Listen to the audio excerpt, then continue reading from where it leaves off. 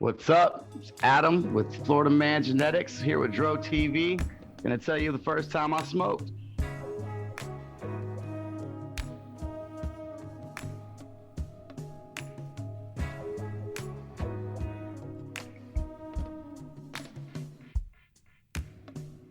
Welcome to My First Time, the show about your first time getting high on marijuana. I'm your host, Mike Freeman with Dro TV. And today I'd like to welcome our guest, Adam from Florida Man Genetics. What's happening? How you doing, man? Glad to be here. Yes, thank you for coming on the show. You can find more of Adam on Instagram at Florida_man_genetics and on Facebook at Adam FMG. So Adam, for the audience what you smoking on right now? This is Jet Fuel Gelato. Jet Fuel Gelato. Awesome. Yeah. Nice. That's a hybrid or? It's a hybrid. I'm not sure the exact percentage differences. I want to say it's a 50-50, but it might not be. Okay. Dope. Awesome. So for our audience that may not know much about you, Adam, let everybody know where you're located and what you got going on. All right, I'm Barrie, Ontario, up in Canada. I was born and raised in Florida. I literally got to Canada right before the border shut down for the pandemic. Wow. So I've been up here ever since then. Just started. My first grow was back in 2011. First thing I ever did. It was in Florida, so it was super illegal. Nice. Got through that. Never did it again for a long time. I just kept my heart into it with the research and everything. And finally, I got up to Canada. I met my wife, got married and everything. And this is what I'm doing now. No more regular work, just growing and breeding. Awesome. Love it. Well, we definitely want to get more into the genetics aspect of it and more of what you're doing as a grower and all that good stuff. But the show is my first time, Adam. So absolutely, let us know about the first time you got stoned. All right. It's actually a really bad day. Okay. It's just me and my friend, really boring, nothing to do. I ran into literally my very first friend I ever made from kindergarten randomly. And he's a little gangster. You know, he's always doing something bad. And he ended up having a little bit of bud on him and he sold me this bag. I had no idea anything about it. So I ended up buying like, I don't know, 0.7 maybe of seeds and stems, and it was $8. Okay. He charged me for it. So, and we still didn't know anything. Me and my homeboy, we just went. We figured out like how to get smoking because we didn't ever do any of it before, nor anybody we knew see it. So, what did we end up using? I think it was a cardboard tube from like a toilet paper roll and aluminum foil. So we did that, burnt the seeds, stems, everything. You know, terrible high, cough fest. But like I know a lot of people say they don't get high. I got pretty damn high my first time. Okay. And what did we end up doing? We ended up smoking the whole thing. And then we went to McDonald's and we got as many ice cream cones as we could. And then we literally just probably almost 2 hours just walking around with these melted ice cream cones in our hands, just looking at nothing. Nice. And this was down here in Florida? Oh, this was down in Florida, yeah. Nice. Where are you from in Florida originally? Polk County, Lakeland. Okay. Awesome. Okay.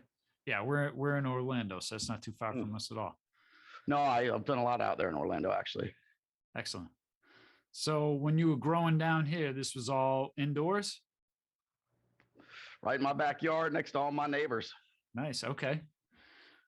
I'm not trying to get into growing at all, but like I found like a couple seeds randomly and I'm like, I might as well at least try, right? Yeah, there's nothing wrong with trying at all. You never know what you're going to get. So, I mean, you're like probably one of the guys to ask. It's all friggin' sand around here, man. What do I need to do to try and get something going? First off, I got the seed. Should I put it in like a wet paper towel for a few days, or how do I germinate? I mean, there's a million ways to germinate. The biggest thing I notice is there's so much information that you actually get lost when really it's all very simple. Okay. I mean, have you ever germinated anything before, grew any kind of plants or anything? I've got mangoes germinating right now. Okay, if you know how to germinate a mango seed, that's way harder than a fucking marijuana seed. Okay. Personally, I just throw them in the dirt and let them go Okay. because I do them on a bigger scale. Typically, I'm dropping like 15 to 20 of any strain at a time. And if 4 or 5 don't make it, I really don't care because I'm not looking for a weak plant. Okay.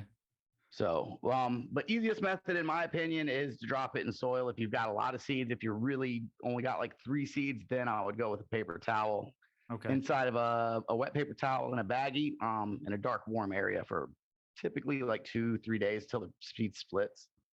Okay. And then should I bring it right to the size pot I'm going to keep it in the whole time, or start from like a smaller pot? I always small because you want to develop a really strong root ball. Okay. Because that root ball, what it's going to do is that's what's going to absorb like the bulk of the nutrients. And then when you put it in that big finalized pot, it's going to give you a better rooting system to fill that pot instead of everything just going down to the bottom and trying to, ring up down there. You'll get a more even flow of roots throughout the whole pot. Okay. So I get a sprout going, and then once it sprouts, then I can move it into the bigger pot. Once it sprouts, then you want to put it in like I usually use like a solo cup because they're easily Okay. available. Okay. Drill a small hole in the bottom of it or poke holes in it so you got a little drainage. I usually go with something simple like cocoa because it's very simple. You can do anything with it, whether it's organic or synthetic. It drains well, and it's, in my opinion, it's almost fail proof. Like it's really, really good stuff to use, and it's cheap. A little solo cup of like Pro Mix HP. That's a good one. And then you got to decide what kind of nutrients you want to do, whether that be organic or salt, bottle, dry amendment. And really just water it for the first, about month, really just watering it. And then after that, you're going to want to start feeding it some kind of nutrients. Okay. All right. Yeah. So I definitely got to plan this out. Takes a little bit of planning. Yeah. Yeah. Yeah. Like I said, I'm just like, we grow all kinds of vegetables. I mean, it's Florida. You grow whatever you want. Oh yeah. Pretty much You're in whenever the gold spot. The only issue y'all have down there is the humidity. Yes. High humidity. So that you do have to watch for like bud rot and powdery mildew occasionally. But honestly, if you got a nice breezy field or something, or especially indoor is the best because you don't have to worry about bugs, dust, and all the nastiness. You're controlling your environment. Yeah, I got a covered porch. I mean, my backyard's in the Yeah. sun 12 hours a day, but I got a nice covered porch that gets a few hours of sun. Yeah, yeah. Nothing too crazy. Less sun, you'll just get a little bit more stretching. Okay. Sweet. Well, I hope when our viewers are watching this, like they find something. This is like personal. I'm asking stuff, but Yeah, no, it's no problem. I always like giving out information.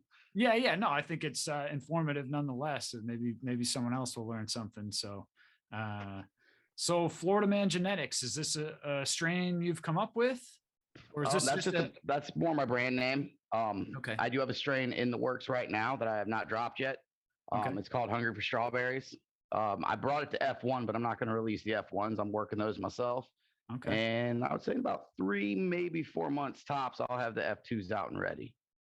Nice. And those are photo reg types. The lineage is actually after dinner breath and strawberry cough. Okay. So I haven't actually seen the bud yet, though. I'm on my first round of the F1s right now, and those will go into flower in 2 weeks. Nice. So talk about I mean, I'm sure we know the differences, but I mean, now you're in a country, forget a state, that's legal. I mean, you just have all these resources at your disposal, right? It was a trip at first because I'm used to looking over my shoulder, like when you're buying weed. Sure. And up here, you can literally have it delivered to your front door, like Uber. Nice. And then there's like numerous companies. Now the downfall to that is you end up with a lot of really crappy product. Right. So, but prices are insanely cheap too. Right.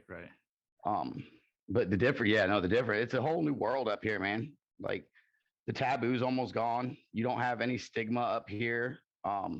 Everybody pretty much uses it, whether it be through edibles, CBD, like everybody uses in some way, shape, or form. And I think the last time they did a statistics check, I want to say it was like 1 in 5 households in the city I'm in has a grower. Wow. Like a personal little grow in their house, because legally you don't need a license for 4 plants. Okay. That's great. So what besides, do you do any kind of like education classes? Like you just educated me. So are Um, you just I'm mostly kind growing of right now? dabbling. I'm mostly helping friends because I feel like I'm still learning myself. Okay. I'll never consider myself any kind of master at anything that I do because the second you consider yourself a master, you go stagnant. You stop learning. Right. Right. Um, Plus, it's a lot of it you can't teach a lot of this. It comes down to you doing it, Sure. getting that hands-on experience. I could tell you 1,000 different ways to grow, but until you do something and you witnessed it and seen it, you really there's no comparison for the hands-on experience. Sure. And Yeah. that's one of the biggest things I've learned is you can be told a million different ways to do things, but you're going to have one right way for you, Right. and you're going to fail 1,000 more times than you're going to succeed because I've killed more plants than I've harvested. Yeah. I mean, we follow so many growers on the page, and it's like, shit can easily get destroyed in overnight. Yeah. And that's why I've been a little gun shy, just because I'm like, I don't want to like waste the time. I can put most of these squash, that's what I have, is like spaghetti squash and acorns. They're growing literally right out of my compost. Oh, that's good. All I did was like flip the compost one day, and then like a week later, they were just growing right out of it. So That's perfect. it was perfect. Yeah. But yeah, I'm still a novice when it comes to, trying to grow weed. And If you can grow plants, like especially like fruiting vegetables, anything like that, this is pretty close to growing a tomato plant, okay. which is, Yeah, I guess I a little guess more care because you're going to smoke it. So you don't want to get dirt, bugs, and all that nastiness. yeah, that's what I got to figure out, is the nutrients, and like a schedule of when to water, rotate. There must be rotation and all that stuff involved too, or Um, it's it's basically kind of a once a week you kind of adjust something a little bit. okay. So treat it So, like a tomato plant. yeah, literally, every week is a different week. It grows a little bit more and matures.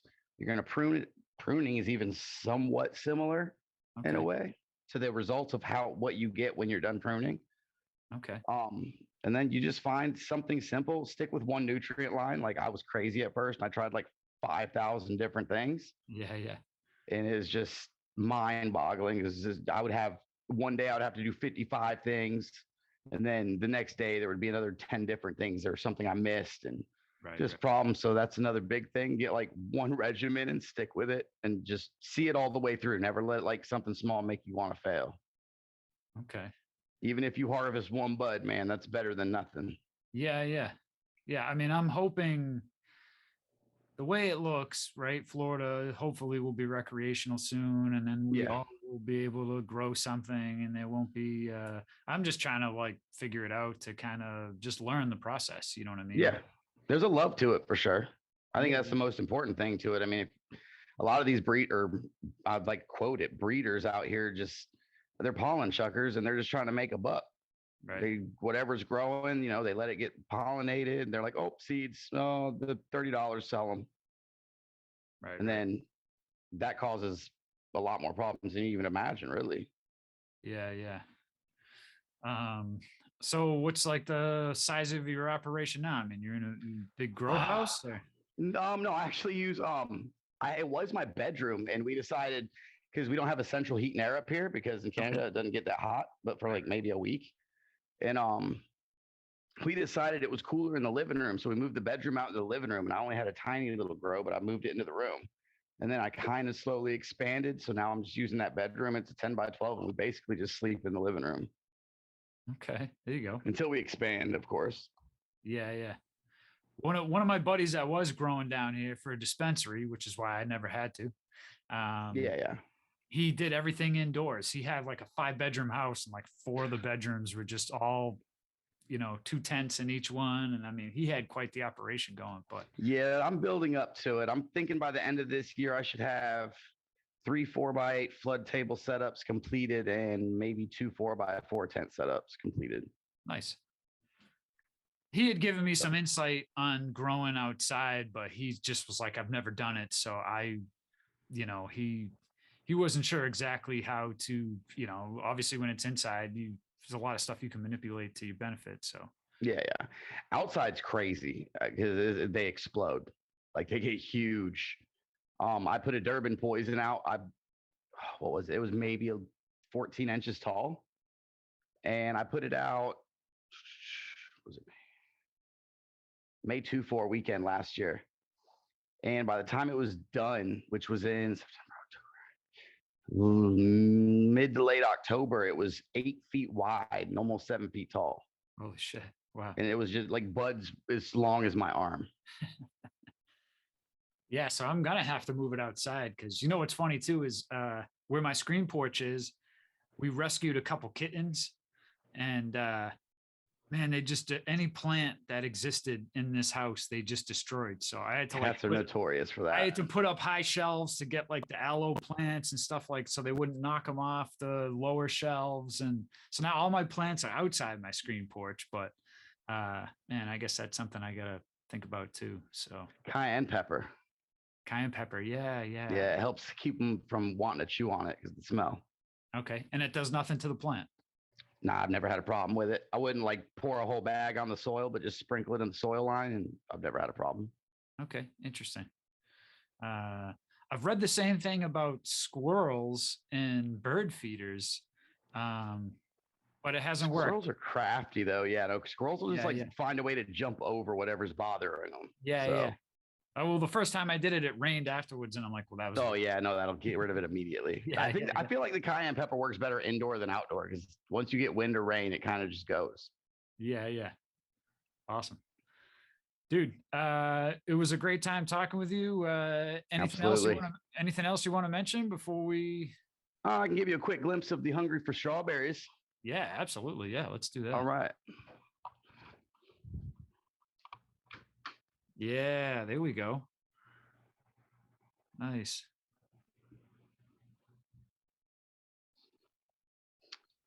Then those will, like I said, in 2 weeks, those will be out in the flower tent. So if you follow me on IG, then you'll be able to watch that whole grow finish up. Awesome.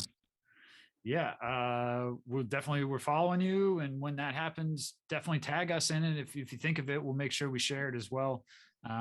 We always love to reciprocate. If you take the time to come on our show, we certainly want to take the time to promote what you have going on. So absolutely, I appreciate it. Yeah, thank you. Adam, let everybody know where they can find you. All right. I'm on Instagram at Florida Man Genetics. That's Florida_man_genetics. Also on Facebook, I have a Adam FMG, and I have a link to my Facebook group on my IG page. Awesome. And we'll have all those links in the description below. So go down there, give Adam a follow. We certainly appreciate it. And if you're watching this on YouTube, go down there, hit that like button, and let Adam know what you think of his plants. Let him know your favorite strain. Maybe you're in the Ontario area, and click on his Facebook group and go check it out. So we appreciate it, my friend. Thanks for coming on the show and letting us know, educating myself as well as some of the viewers. So we certainly. No problem, man. I had a great time doing it. Yes, thank you. And thank you for tuning in to Dro TV. Make sure you subscribe to us on YouTube for more great interviews like this with my man Adam. And as always, smoke them if you got them.